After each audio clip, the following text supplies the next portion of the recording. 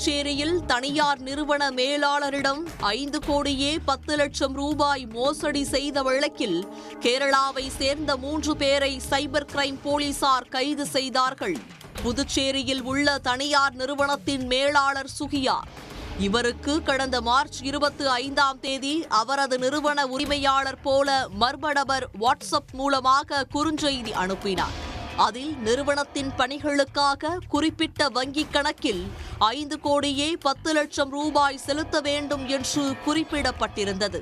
அதை உண்மை என நம்பிய சுகியா அந்த வங்கிக் கணக்குக்கு 5 தவணையாக ரூபாய் 5 கோடியே 10 லட்சம் அனுப்பியுள்ளார். அதன் பிறகு உரிமையாளரை தொடர்பு கொண்டு பேசியபோது மர்ம நபர் மோசடியாக பணத்தை அனுப்ப கூறியது தெரியவந்தது. அதிர்ச்சியடைந்த சுகியா இது குறித்து புதுச்சேரி சைபர் கிரைம் போலீசில் புகார் அளித்தார். அதன் பேரில் போலீசார் வழக்கு பதிவு செய்து விசாரணை நடத்தினர். மேலும் இன்ஸ்பெக்டர்கள் கீர்த்தி, தியாகராஜன் ஆகியோர் தலைமையில் தனிப்படை அமைக்கப்பட்டு மோசடி நபர்களை தேடி வந்தார்கள். இதில் மேற்கு வங்க பகுதியை சேர்ந்த ஆலமுல்லா, இஸ்லாம் ஆகியோரை கடந்த சில தினங்களுக்கு முன்பாக போலீசார் கைது செய்தனர். இந்த வழக்கில் கேரள மாநிலம் வட்டப்பாறையை சேர்ந்த அஜித், மலப்புரத்தை சேர்ந்த சகத், நவி ஆகிய 3 பேருக்கும் தொடர்பு இருப்பது தெரியவந்தது.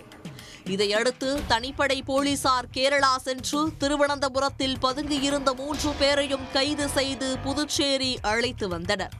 விசாரணையில் 30க்கும் மேற்பட்ட வங்கிக் கணக்கு துவங்கி இணையதளம் மூலமாக மோசடி செய்யும் பணத்தை அந்த வங்கிக் கணக்குகளுக்கு மாற்றியது தெரியவந்தது. பின்பு 3 பேரையும் நீதிமன்றத்தில் ஆஜர்படுத்தி காலப்பட்டு மத்திய சிறையில் அடைத்தார்கள். இமெயில் மற்றும் வலைதளங்கள் வெளியே பணம் அனுப்பும்படி வரும் தகவல்களை ஒன்றுக்கு பல முறை சோதித்து செயல்படுவது நல்லது. அதன் மூலம் தவறான நபர்களுக்கு பணத்தை அனுப்புவதை தவிர்க்க முடியும் என காவல்துறையினர் அறிவுறுத்தியிருப்பது குறிப்பிடத்தக்கது. உடனுக்குடன் செய்திகளை தெரிந்து கொள்ள சன் நியூஸ் பெல் ஐகானை கிளிக் பண்ணுங்க.